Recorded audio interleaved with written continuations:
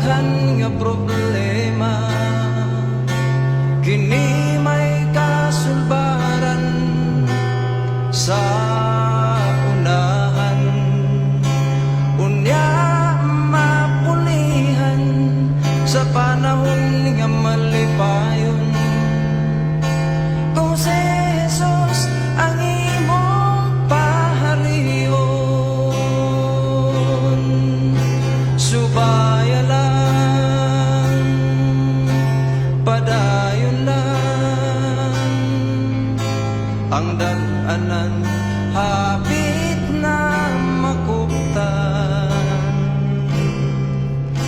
Ligo na lang ang imong kaugalingon, kay ugma imo na sa